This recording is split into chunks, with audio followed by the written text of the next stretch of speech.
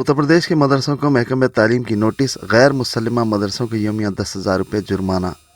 उत्तर प्रदेश में महकमे तालीम की जानिब से चंद रोज़ से मदारिस को नोटिस जारी किए जा रहे हैं और गैर मंजूर शुदा मदारिस को फ़ौरन बंद कर दिए जाने बसूरत दीगर मदारिस के तमाम जिम्मेदारान पर यौमिया 10,000 रुपये जुर्माना आयद किया जाएगा। ये नोटिस महकमे तालीम की जानिब से बच्चों की मुफ्त और लाजमी तालीम एक्ट 2009 ईस्वी के सेक्शन 18 के तहत भेजे जा रहे हैं। हुकाम के मुताबिक पूरे यूपी में 24,000 मदारिस हैं, जिनमें से 16,000 मदारिस तस्लीम शुदा हैं, जबकि 8,000 मदारिस बग़ैर किसी इजाज़त के चल रहे हैं। दरिया असना हिंदुस्तानी मुसलमानों की तंजीम जमीयतुल उलमा ए हिंद यूपी हुकूमत के इक़दाम पर तशवीश का इज़हार किया। उन्होंने कहा कि महकमे तालीम की जानिब से मदारिस को भेजे गए अहकामात गैर क़ानूनी हैं। इस मौके पर तंजीम के उत्तर प्रदेश ज़िले यूनिट के सेक्रेटरी मौलाना ज़ाकिर हुसैन ने कहा कि रियासत में मदारिस को सिर्फ एक मखसूस फ़िरक़ा बनाने के लिए गैर क़ानूनी नोटिस देकर हिरासा किया जा रहा है। उन्होंने कहा कि जो मदारिस तलबा को मुफ्त तालीम फ़राहम कर रहे हैं वो 10,000 रुपये यौमिया अदा नहीं कर सकते।